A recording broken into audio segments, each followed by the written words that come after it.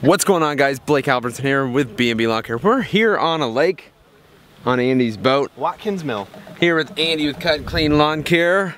And here with Naylor all the way from Virginia, the lawn care rookie. You guys know him. He's the one that puts on the GIE rally. He's the coordinating master behind it. So go check him out. He's actually flew down to Kansas City to do like a get to know the pro interview, just cool little videos with Andy and I. So I'm gonna leave it in the links below, and make sure you check it out because you might see some things you've never seen before on there.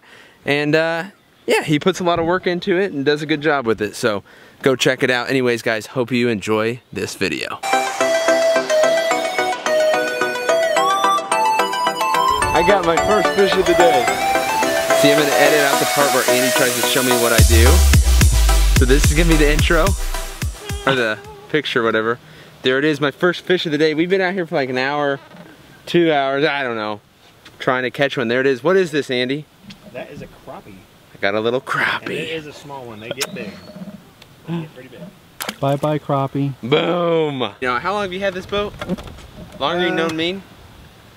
Yeah, I mean, it's been down at the Ozarks. I've known Andy for so. probably 4 years, and this is the first time he's ever invited me out on the lake with him. And there's a reason for this, because I did have a conversation with Blake once where he said he doesn't like fishing. But hey, I'm enjoying it, man. I just caught my first fish, as you guys saw. You got a crappie. But I'm here with Andy with Cut and Clean Lawn Care, and Naylor. What's up, guys? I keep wanting to call him. Should it just be LCR Media or Lawn Care Rookie, man? Lawn Care Rookie, Lawn Care Rookie anymore, because you changed your channel name to Rookie. He's just. Oh, I made it LCR, so it's just easier. So you're just the Lawn Care Rookie here. He flew out Rookie from for life, Virginia, and we're just hanging out, man, making some content and doing some having fishing. a good old fishing trip. So I thought we were just sitting here discussing some of our. Did I just catch it in action? Almost. And we were discussing some of our worst lawn care incidences, and I thought we'd share like 3 stories here, and I'd love to know your guys'. So make a video on it, leave a comment down below, let me know what the worst lawn care incident that you've had. So anybody want to go first? You want me to go first? Go ahead, Blake, lead us off. Alright, it's your video. I'm gonna cast off too. Cast off? Cast off. Let's have a cast off. Is that a word? Casting off. But it's not a competition. This was this year actually, and I got a voicemail from a guy, and he said, "Hey Blake, give me a call." Said his number, and I was like, I get so many calls during the day, like that didn't seem important because it seemed like a mix-up or like a sales call or something. So I didn't call him back. The next day, Blake, I really need you to call me right now. So I called him back, and you know, we had a long conversation about me owing him work because he had already prepaid, and I'm like, what's your address again? And he told me, I don't do that. I've never been there. I don't work in that area. I have no clue what you're talking about. And he just kept at his story. I've already prepaid you guys. You need to come back and do the work. You need to, I paid you for fertilizer and seed, and the grass looks like crap. Nothing's been put down. And I'm gonna call the news. I'm gonna get my lawyers if you do not come and do the work. I'm like, sir, I do not know who you are. There's nothing else I can say. There's just nothing. He's like, well, then you better get ready because I'm calling the news, and his wife chimes in, and they're hounding me for a half an hour. Better get the lawyers. You better get. We're gonna tear your business down, and they were just full-fledged sold on that. And I was like, you guys are wanting to tear apart a 20-year-old kid's business. I have no clue what you're talking about. I've never been to your house. Did you pay him by a check? Did you pay the guy cash? We paid him cash. We paid you cash. We have your number here right now. And I'm like, sir, I don't know what else to tell you. And so he, you know, I'm thinking in my mind, what is going on? What is going on? What's the connection here? And it ended up being somebody gave my name as a referral, and that's the number and name he had written down, a mowing referral for me. So you know, once we figured all that out, he was apologizing. He's like, can you come out for a quote and all this? And I said, sir, I don't want to be rude, but after that, I can't give you a quote. We just can't work together. That was so unprofessional. Oh, yeah. And we're just not going to do that. So hope you have a good day. And he was apologizing and things like that.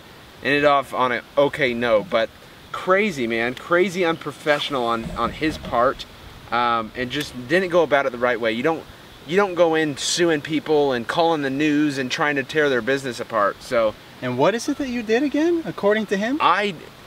He paid a lawn care company cash to put some seed down, and it ended up being the weather just wasn't correct for the seed, so they didn't do it yet. And so he thought that I owed him money and stuff like that, and it was just crazy. So anybody else got any stories? That's my crazy story. It's pretty ridiculous. I don't have anything that gnarly.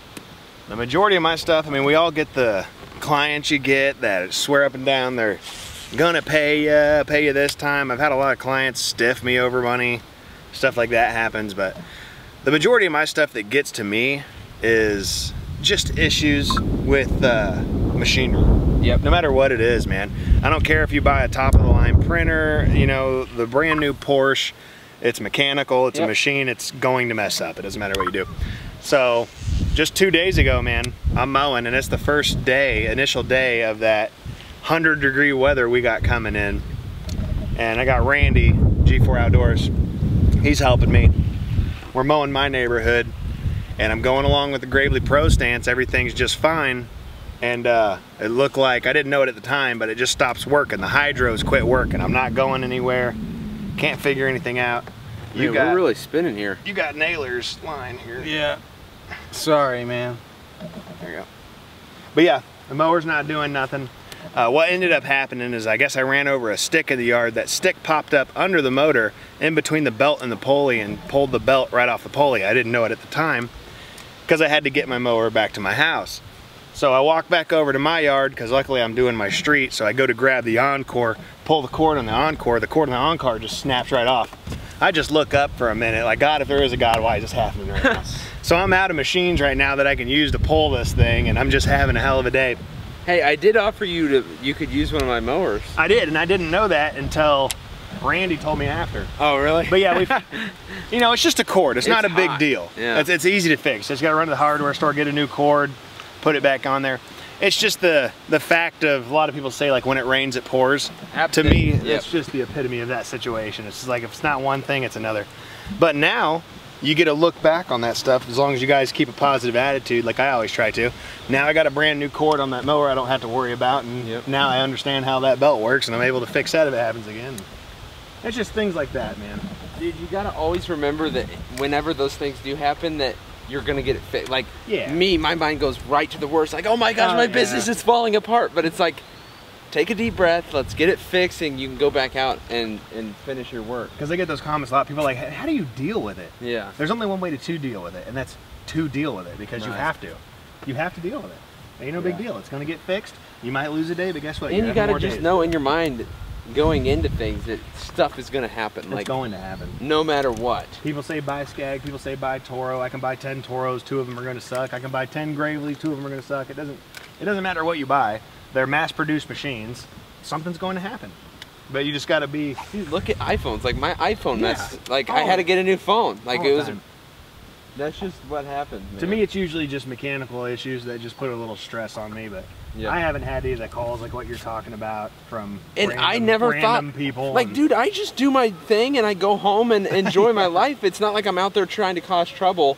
And life just happens, man. People have bad days and they take it out on somebody. Like, and I told you guys about some stories with some customers that just, you know, had freak out moments on us about small things.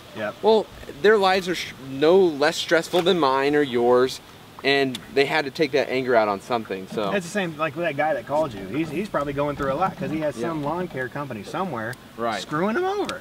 So he's angry, he's mad. What about you, Naylor? What is your stresses you got going on? Yeah, you know, honestly, I almost forgot about this because it was one of those moments. But in the beginning of last week, I say, you know, everything happens for a reason, or you can say, man, thank goodness that this happened when this happened. Like, I just started my new part-time employee last Monday, and as that, like, our second day, we're mowing lawns, and my mower just, like, he was using my mower, and, you know, okay, oh, he broke the mower. No, but it just like cut out. It just like stopped working all of a sudden, all the way at the farthest top of this hill, like all the way up by the power lines that we were hacking down, you know, a couple times a month, and it just shut off, and we could not get it started for nothing.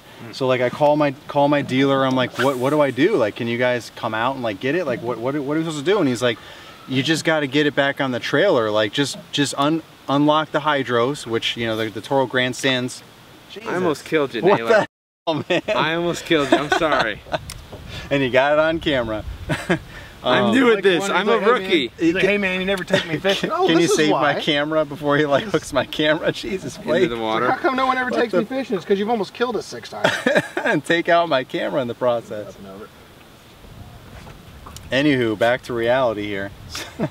So they're like, you just have to unhook the hydros. The new grandstands have like these 2 pins underneath right in front of the 2 back wheels. Yeah, And my just, Gravely has it. yeah, it's awesome. You just pull those out real quick, and then it just freewheels. Like, it just basically puts it in neutral, and it's not locked anymore. But the parking brake still works, so you can still keep it on safe, but you have to unlock that brake and just push that. But it was all the way up at the top of a hill, and I'm like, are you serious? Is this thing not gonna like roll into the house? They're like, no, come on, it's not gonna be like that. You'll be lucky if it moves at all. You should be happy it's uphill. I'm like, really? So here we go, we unhook them and we start pushing it together, and that thing starts moving. It's like hauling down this hill. I'm like, it's like a 1,000-pound machine. I'm like, what are these guys talking about? Are they trying to set me up or something? And I'm like, they're like, just yank on the parking brake if it starts getting squirrely on you. So I remembered that, and I'm like, all right, man, if I break something, it's on you. And I'm like yanking on this parking brake, yanking. And then I realized you can ease on it little by little. I was like, and we're just like steering this thing. You got to like push it and pull it,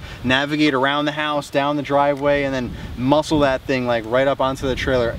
The end of the story is I have no idea how we got this freaking 1,000-pound mower all the way down this hill from the backyard, navigating through everything back up on the trailer. But you know, if I was by myself, I probably would have had a meltdown. But because I had an employee, I was like, you know what? Let's just get after it. It sucked that I had to pay him for that, but that's what employees are for. Stuff happens, and you still have to work it out some way or another. But I'm glad he was there because I needed him to help me. I could not have muscled that machine all by myself. So we dropped it off at the dealer, and you know, they worked on it. But that's just one of those things that comes with the territory, and you just have to know how to handle it. And like Andy and Blake were saying, like, you can't stress out about it too much. Like, you have to just like let it in for a minute. And then let it out and just get after it, you know? Because I think that's a part of the buying process people need to realize. As dealer support, it's the machine you're buying, but you also have to understand when you purchase that machine, it is going to mess up. Yeah. You're not going to buy anything that's perfect. You have to know that it is going to jack up. Right. Yeah. And I think this is... And it's not always your employee's fault. No, it's not. I think these stories are good for people to hear because it just shows that it happens to everybody. Yeah. And I always think, does this happen to anyone else, or is it just my luck? And there's days that I'm like, man, I wish I was just working for a big company that didn't have to deal with it wasn't all my problem, you know? But then there's just days that I'm like, I am so thankful that this is my business, you know? And you're not stuck just making a certain amount of money and stuck in a right, a little cubicle or whatever. And it, you know, you got to look at the positive of things, because I mean, there's going to be stress at those companies too. You know what I mean? I mean, there's a lot of stress. The grass isn't always greener on the other side. Yeah, it's really not. Unless you're fertilizing it and watering regularly. Let's continue the topic. How many times have you had in your business where you're just like, I'm done? Like, you didn't quit, but like, say, I remember times where it's like 100 degrees outside, I'm edging, a rock flies up, hits me in the mouth, I'm just looking around like, why am I doing this? Yeah. Like, why am I doing this? Yeah. And it's just like all your emotions, your stress, your fatigue, and everything's getting to you. Like burning, that's like burning out. Not quitting, it's like burning out. Like, I just want to lay my trimmer on the ground. And I told Naylor I do that on YouTube about twice a month. There was one day that I got hit in the mouth every single yard, and I'm like, I got really upset, and then I started trimming like this. Yeah, I got really upset, and then by the end I just started laughing. I'm like, you know what? I guess it's get hit in the mouth by every yard day today. It's just that day. It's the day that I'm gonna get hit in the mouth every single yard. It is what it is. I never get hit in the mouth. Right. And just that day was every single yard. I tried trimming and edging a different way, a different pattern, and I just kept getting hit in the mouth. I'm like, I guess it's just that day. It is what it is, and I haven't got hit in the mouth since then. It's just one of them things. Hey, just life tests you, man. Yeah. And that's good, man, because that's the kind of stuff that's always going to make you stronger and show whether you're passionate about what you're doing or not. Because if you always have that chance where your mind's telling you, don't do this, do something else, and you're still like, you know what, I'm going to do this, I'm going to get this day done, I'm going to keep making money, it just kind of shows how strong you can become as a person just to get through all your adversities, you know? Yeah. I like it.